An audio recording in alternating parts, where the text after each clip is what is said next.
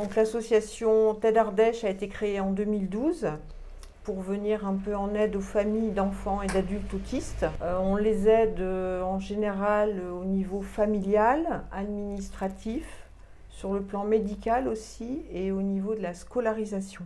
On organise des activités pour ces familles ou pour les enfants autistes, pour les autistes en général.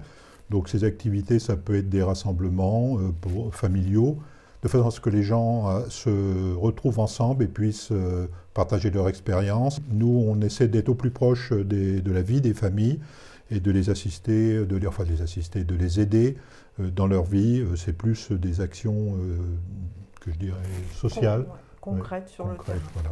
On fait une fois aussi dans l'année une grande conférence sur une journée où on fait intervenir si possible des autistes Asperger et tout ce qui est professionnel de santé. Alors TED, ça veut dire troubles envahissants du développement, ce qu'on appelle actuellement les TSA, donc troubles du spectre autistique.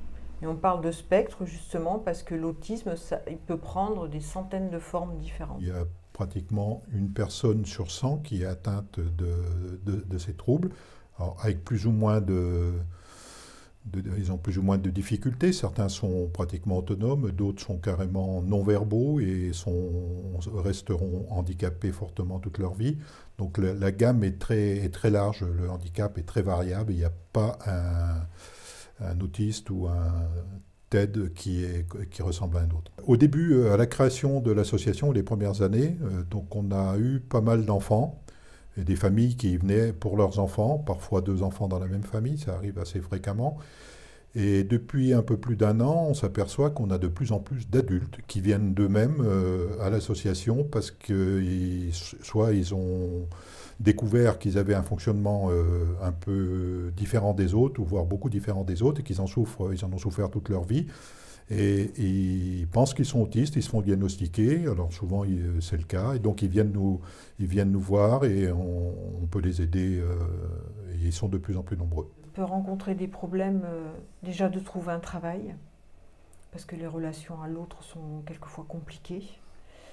Il peut aussi rencontrer des difficultés à vivre seul, parce qu'il peut très bien se débrouiller seul, savoir faire à manger, etc., mais être pris et accaparé par le travail qu'il a à faire et s'en oublier lui-même en fait, à ne plus s'alimenter, à ne plus se laver.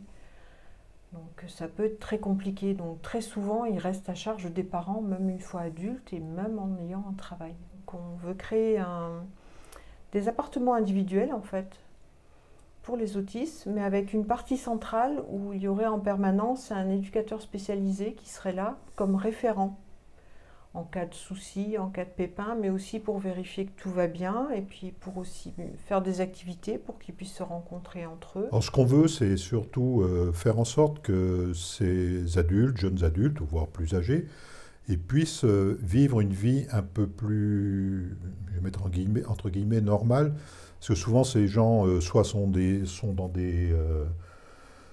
pas dans les hôpitaux, mais parfois des hôpitaux de jour, soit dans les familles. Ils ont une vie sociale qui est assez limitée. Donc, pour les plus autonomes, ça leur permettrait de s'ouvrir un peu sur une vie sociale un peu plus comme tout le monde. Et donc, c'est devenir des citoyens à part entière. Voilà, donc c'est le but. Chacun aura son loyer à payer comme n'importe qui d'autre, avec ces aides au niveau des allocations logement, etc. Alors, on a des exemples, il y a très peu d'exemples en France, mais on en a quelques-uns. Il y en a un qui vient de se terminer, un projet comme ça qui vient de se mettre en route dans l'Aveyron, oui, c'est Bazac, et qui ressemble assez fortement à ce qu'on veut faire. Alors, là, à ce jour, en fait, ce qu'il nous faut, c'est que, on a commencé les démarches, on va voir les mairies, on a contacté un architecte, on a contacté un centre de gestion. Mais ces gens-là, au départ, veulent bien nous aider de façon bénévole, mais il y a un moment où il va falloir commencer à payer pour monter le projet.